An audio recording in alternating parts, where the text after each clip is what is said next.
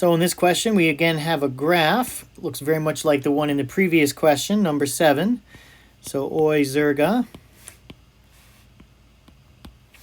The origin is here, oddly enough. So that's where the 0, 0 is. And the y-axis is momentum. X-axis is time. The intercepts, there are 2 intercepts. Up here, we have an intercept of 4. And down here, we have an intercept of -1. So we have 2 intercepts, 2 y-intercepts. A y-intercept of 4 and of -1. And there's also an x-intercept,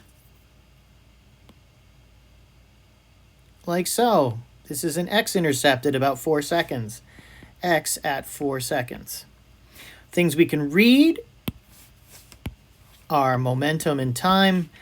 Delta P over delta T, that's the net force, the rate of change in momentum. And the area is P times delta T, which is kilogram meters, which is not anything useful we know of.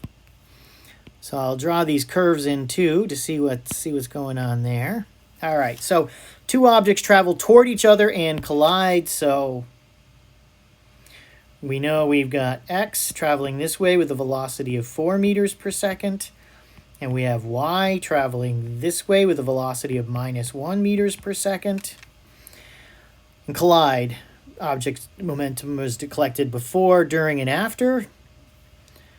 How should a student use the data graph to verify the conservation of momentum? Well, the conservation of momentum is P0 equals P. The total momentum remains constant. So that means before and after, but it also means at all times.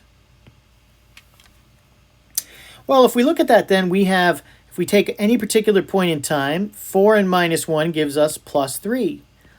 Here we have 4 and -1, that gives us +3. Here we have +3 and 0, which gives us +3. And here we have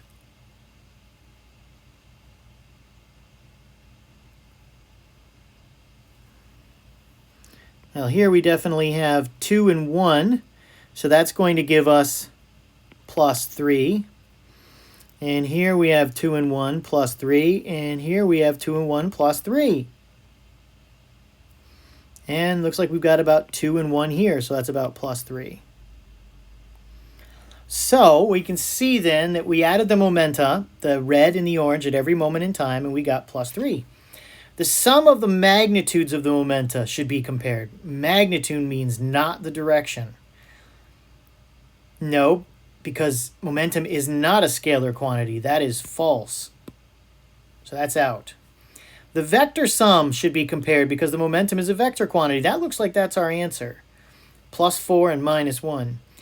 Cannot be used. Nope, that's not true. We just showed that it's +3 all the way, so that's out. Cannot be used. We could read the reasons, but we have very compelling reasons why it's B. The vector sum. Add the positives and the negatives.